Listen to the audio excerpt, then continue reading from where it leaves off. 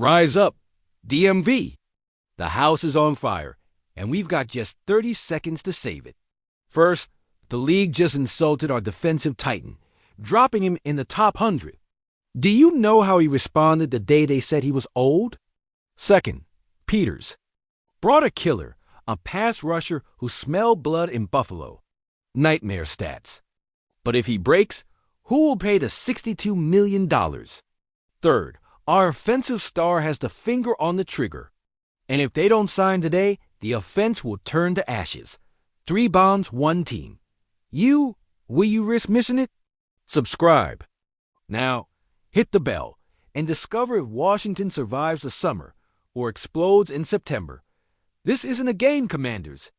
Click before we delete the video. Look, I'm telling you, the news that our very own Bobby Wagner landed at 74 on the NFL Top 100 list for 2025 should make us think.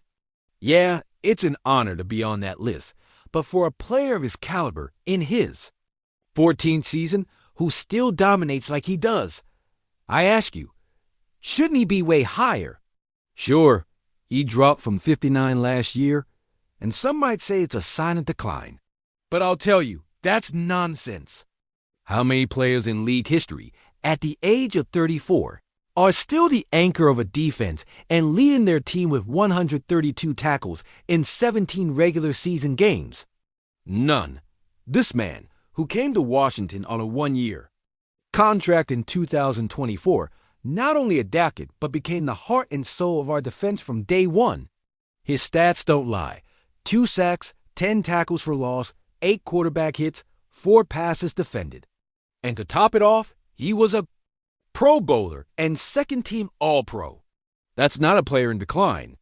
That's a living legend continuing to produce at an elite level. And if that doesn't convince you, let's look at the playoffs. 25 tackles, half a sack, and 1 quarterback hit in 3 postseason games. This man rises in crucial moments, and that is priceless. I'm telling you, his impact goes beyond. The numbers. Our defense, which was a disgrace, moved from 32nd to 21st in yards allowed per possession. That's no coincidence. Wagner's presence, leadership, intelligence, and ability to run the defense on the field were the driving force behind that monumental improvement. That's why re-signing him this offseason was a masterstroke. We need that voice, that experience, and that production at the heart of our defense. He's the second Commanders player on this list, alongside our offensive tackle Laramie Tunsil, who landed at 86. And I, like you, am eagerly waiting to see more of our guys on that list. Our quarterback Jaden Daniels, after his rookie season, must be on there. And our star receiver Terry McLaurin, say no more. The presence of these veterans on the list is not just individual recognition. It highlights the rise of the Commanders as a team. It's a sign that we're building something special here, and veteran leadership is key to that. Now, I ask you, do you think the league will finally give Wagner the respect he deserves, or will he continue to be underestimated despite his undeniable impact? Commanders, this has me both excited and intrigued. The news that the Washington Commanders have made a seismic move by bringing in Von Miller, an 8-time Pro Bowler pass rusher, before training camp changes the landscape. And I'll tell you, he fits perfectly with what we need. But beware! Miller's availability has been his Achilles heel in recent years. With only 36 games in 3 seasons and not playing more than 50% of defensive snaps in a regular season game since Week 11 in 2022. Now, I ask you, is this a master move by our general manager Adam Peters and coach Dan Quinn? Or is it a risk that could blow up in our faces? I know what many are thinking. Von Miller is not what he used to be, not an every-down player. And you're right. But I'll tell you, that's precisely the key to this signing. The Commanders didn't bring him in to play 80% of the snaps. They brought him for a specialized role, to be a headhunter in critical pass situations. Our coach Dan Quinn and defensive coordinator Joe Witt Jr. are masters at managing veterans, and I'm sure they've already got a surgical plan for Miller, last season with the Buffalo Bills. At 36, this veteran still racked up 6 sacks and 32 pressures on just 209 pass snaps. That's a crazy efficiency. He finished with a pressure rate of 16.1%, ranking as the 10th best in the league among players with more than 175 pass snaps. That means when he was on the field, he was a constant threat. Quinn won't put him in on 1st and 10 or running situations. No, he'll unleash him on 3rd and 4th downs when the opposing quarterback knows he has to throw. And that's where Miller, with his famous spin move, will wreak havoc and get the ball back. For Washington. And here's the smart part of Adam Peters' move. He could have spent a fortune on Zadarius Smith, an every down player who relies more on power, or given up valuable draft capital for Trey Hendrickson. But he didn't. And I'll tell you, that was a brilliant decision. Smith would have been more expensive and didn't fit the specific need for a speed pass rusher. And Hendrickson, though flashy, would have meant sacrificing future draft assets on a team that already has key veterans to pay. We have to secure Terry McLaurin, maybe Laramie Tunsil, and who knows, maybe Martian Lattimore and Deebo Samuel after the season. Paying a fortune for Hendrickson would have mortgaged those moves.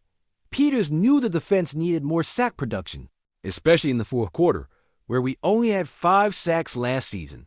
We can't afford to lose tight games.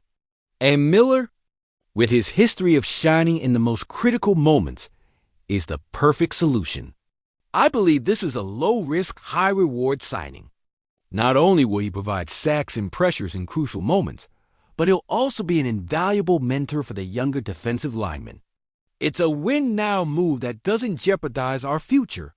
Now, I ask you, are you ready to see Vaughn? Miller unleashed chaos in the Capitol, or do you think his injury history is a ticking time bomb? Commanders!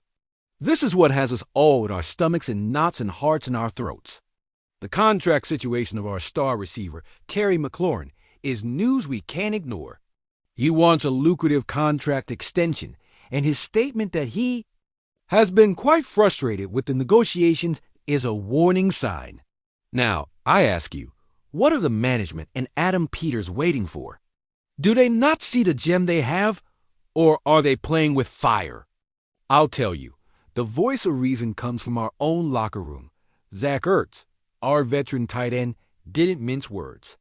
On the Up and Adams show, he made it clear that Washington should make McLaurin happy before September 7th, the date of the first game. He said, "Everyone knows that Terry is giving it his all, whether he's in the building or not. What I do know is Terry will do everything possible to be at his best when needed." That's not just support. It's a testament to his character and work ethic. And when a leader like Ertz speaks like that, management should listen. McLaurin's numbers in 2024 are undeniable and show why he is indispensable. He was in the last year of his current contract and was the favorite target of our quarterback, Jaden Daniels, the Offensive Rookie of the Year winner.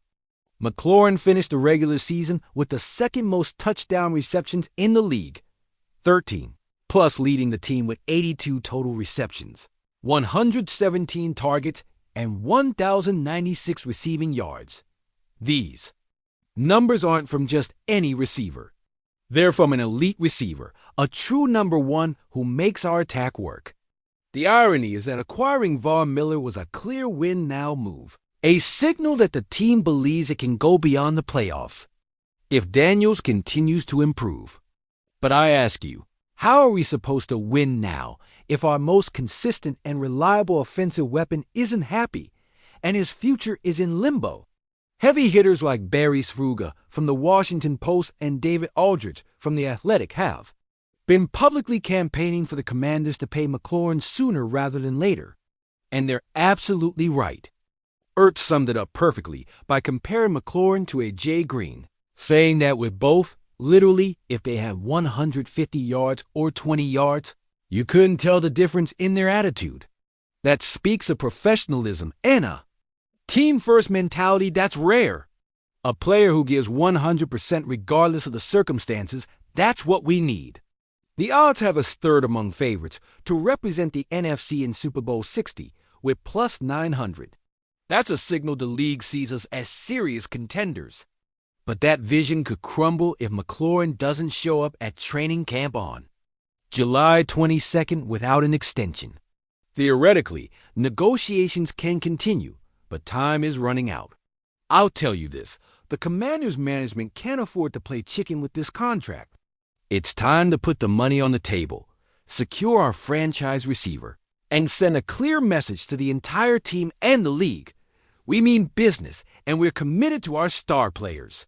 Now, I ask you, do you think a deal will be reached before camp, or will we see Terry McLaurin off the field while we wait for a resolution?